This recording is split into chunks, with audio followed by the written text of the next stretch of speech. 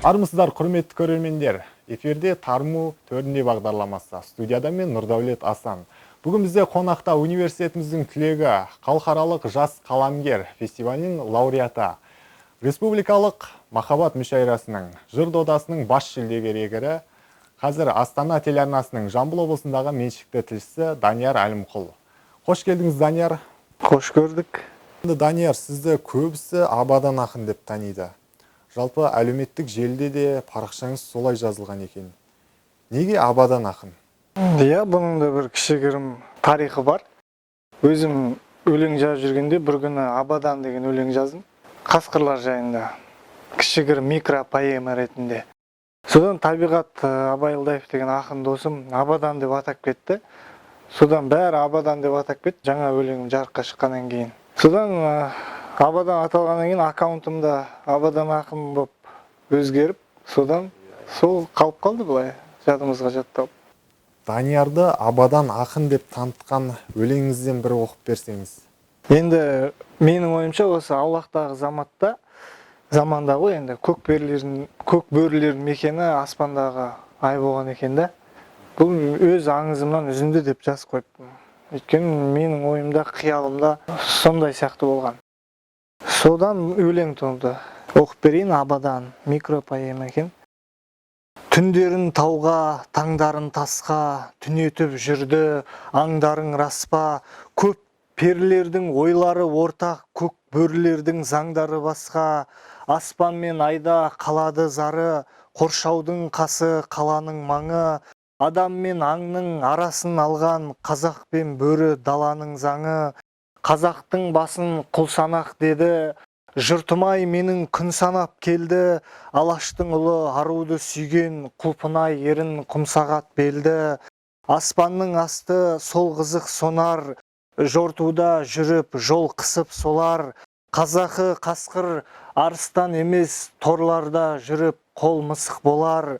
Жүзіне жалын өңкіріп тегі, өзекті жанып өлтіріп кегі. Апанын айдан қазамын деді, ата көкжалдың бөлтіріктері. Содан бергіде мұң үйді мекен, қайғы салынып бір үйлі мекен. Аспанға қарап ақжал бөрілер, айды сағынып ұлыйды екен.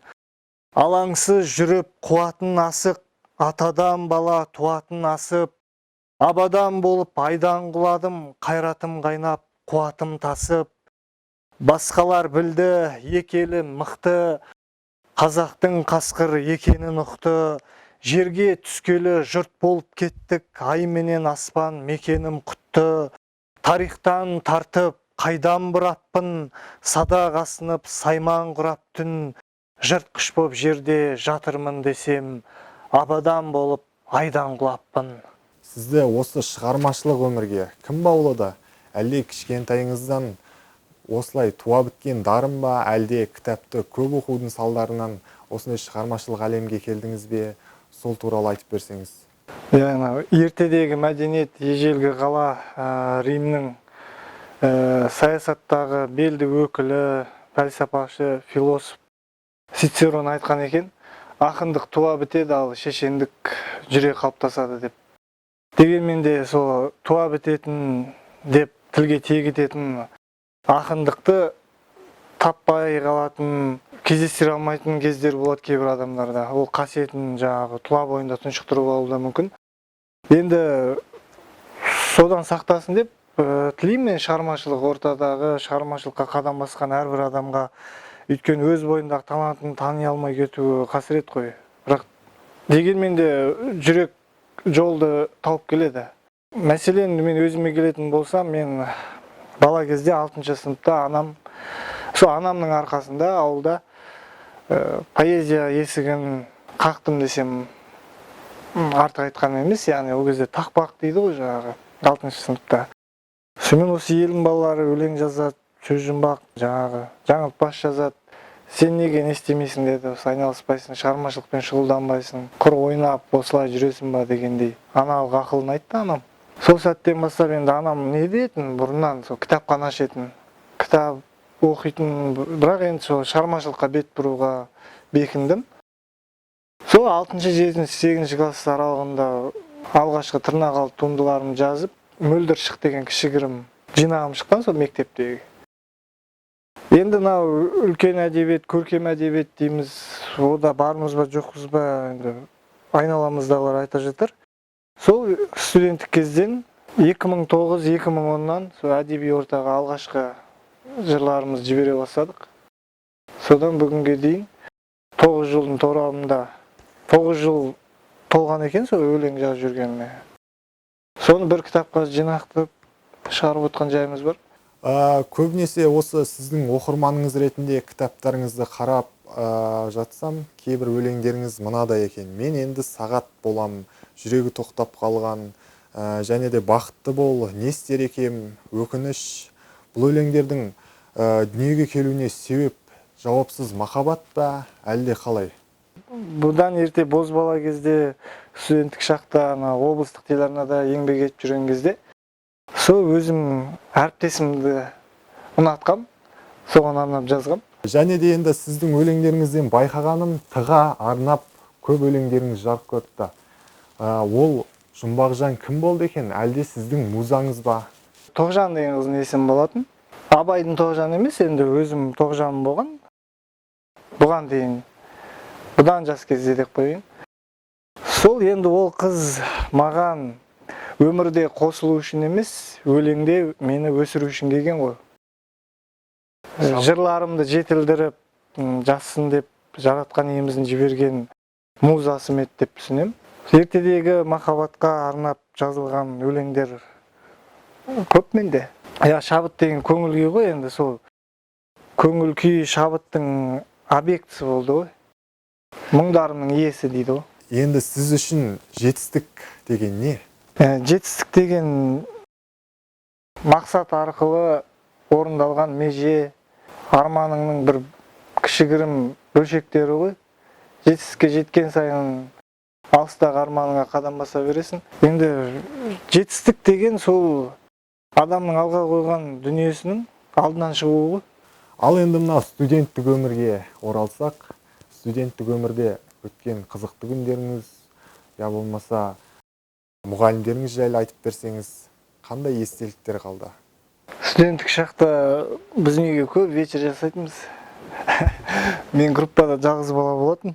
Бұл енді әзіл, шын аралас әңгіме ғой енді. Ал негізінде сол студенттік шақта мен телевидениеда қатар жұмыс істедім. Қазақстан таразы, қазіргі Жамбыл ТВ телеарнасы. Сол кезде Арай газетіне жұмысқа кіргем, алғашқы еңбек жолым Арайдан басталған. Бірінші курсты бітірер тұста сол қызметке қабылданып. Содан өзімнің ұстазымды, сол кездегі бас редактор Болат Бекжан мырзаны эфирге шақырам ғой. Таңғы бағдарлама Рауан дегенге.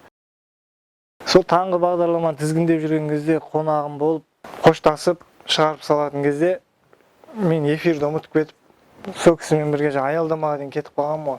Сонымен эфир жайында қалған кесем қасымдағы әріптес қыз жалғыз өзі жүргізіп, әйтеуір әнге кезек беріп, әупірім деп алып шықты. Сол кезде бір өзімше бір қызық оқиға, әрі студенттік, әрі алғаш телеарна табалдырығын аттаған кездегі. Студенттік шақта енді қызық көп, енді дәл сұралған сәтте ойға оралмай қалады екен. Мен университетке түскенде ауылдан арман қуып осы қалаға қайырылдық қой 2008 жылы. Сол кезде журналистикаға түскен жастардың қарасы қалың болатын. Мен жалғыз жігіт болатын. 30 қыздың ортасында жалғыз жігіт болып, журналистика мамандығын бітірдік. Қатарластарымда айтыскерлер, прозаиктер болатын. Енді талантты тіршілік тұсайды дейді ғой. Талапты жасты мейлі. Енді қыздар болғаннан кейін олар отбасын құрады, үй болады, үйленеді дегендей тұрмысқа шыққаннан кейін көбісі көрінбей кетті. Шығармашылық ортадан, телеарна, газеттерден. Шығармашылық жастар көп болды, шығармашылықпен шұғылданатын дейік. Бірақ көбісі қыз болғаннан кейін шығармашылыққа бейжай деп айта алмаймын, бірақ бет бұру жағы кейінге қалып кеткенге ұқсайды. Сондықтан қатарластарымнан университет қабырғасынан қазір ілуде жүргендер аз, ал бұлай замандастарым көп менің. Басқа университет, оқу орны, колледж дегендей. Ал енді кеше ғана жүрек қаттар деген тұңғыш кітабыңыз жарық көрді. Алған әсеріңіз қандай? Қанша өлең жарық көрді, қанша данадан тұрады, сол жайлы айтып өтсеңіз. Өзім жаңағы өлеңдерім топтастырылған авторлық кітап. Жалпы жыр жинақ 1000 данамен басылып шықты. Нұрлы әлем баспасынан. Ақындардың астанасы аталатын Алматы қаласы дейміз ғой. Сол көне шаһардан келді. 1000 данадан тұратын айттым. Жалпы жинақ 160 беттен тұрады. Сол өткен жылдың соңында баспаға берілді, қараша айында, желтоқсанда. Сонымен осы биылғы жылдың басында шығып отыр. 2 жылдың еншісіне де естелік болып бұйырып отыр ғой енді. Жүрек хаттары деп неге атадыңыз дейсіз ба? Енді мен махаббат мәселесі майшаммен қарап дегендей лирикалық лебізімді жеткізуге тырысамын. Өзімнің мұңымды, сағынышымды, көзімдегі, көңілдегі көріністерді, осы махаббатқа қатысты дүниелерді өлеңге айналдырып, қағазға түсіріп жүрем. Сондықтан бұның атауы жүрек хаттары. Өйткені менің өзім өлеңімде де бұл кітаптың атауының жолы бар. Өйткені мен өлеңімнен алдым.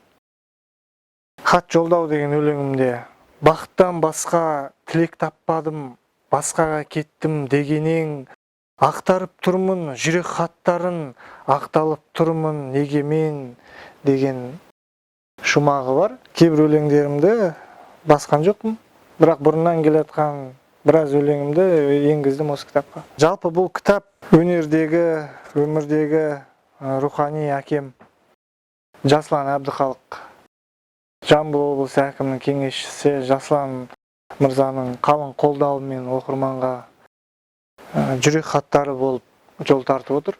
Өйткені бұл кітап 25-23 жасымда шығып қою мүмкін еді.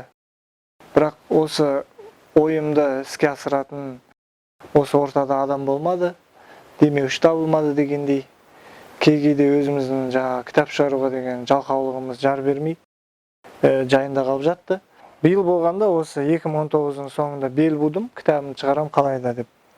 Сонымен осы ойымды ағамыз іске асырды, алғысымды айтам ол кісіге. Жалпы бұл кітап өткен жылдың аяғында шыққаннан кейін, аяғында баспаға берілгеннен кейін биыл жылдың басында жарыққа шықты. Сонымен 2 жылда өкпелетпей, өткен жылға қорытынды, биыл жаңа жылға жаңа тарту болып отыр. Ал енді өзіңіз ақын ретінде жас ақындарға қандай ақыл кеңес айтасыз? Университетіміздің жастарына өзіңіздің жүрек жарды тілегіңізді айтсаңыз да болады. Жалпы қолына қалам ұстаған қыз жігіттерге өлең тілеймін. Өйткені жақсы өлең тылсымнан туады. Ол мезгілдерге бағынбайтын нәрсе ғой. Маусымсыз туатын өлең деген құбылыс ерекше. Сондықтан қаламдары талмасын, қанаттарын қомдап ұша берсін өз кеңістігінде. Өзінің қолтаңбасын қалдырғанға өзінің үнін, өзінің суретін салғанға не жетсін. Сондықтан жас ақындардан бөлек осы жазушылық жолда жүрген жастар да бар ғой. Барлығына шығармашылық сәттілік тілеймін. Мен газетке бардым бірден өзім. Және газетте жұмыс істеп жүріп, болашағым осы баспа саласына байланысты болады деген оймен жүрдім. Бірақ ойда жақта жұмыстан шығып, Қазақстан Тараз қазіргі Жамбыл телеарнасын тауып алдырған аттап, содан бері телеарна тілшісі болып келем. Біздің кезде де, бізге дейін де, бізден кейін де бұл пікір айтылатыны хақ қой. Өйткені телеарнада істегенді бір тенденция санап, баспасөзде істеуді бір бұрышқа қалдырып, адамдар, жас студенттер көбісі солай ойлайды ол. Өйткені газет оқитын адамдар, кітап оқитын адамдар азайып баратыр. Қазір көрген және естіген оңай ғой. Құлақ түрген. Көлікте кетіп бара жатып, радио тыңдайды. Үйде ары-бері жүгіріп, жұмыс істеп жүріп мүмкін. Көгілдір экранды көре салады. Отырып, газет оқып, баспасөзге қарайтын адамдар азайып баратқандықтан да мүмкін халықтың талғамын, заманның талабын солай түсініп түйсінетін шығар жастар.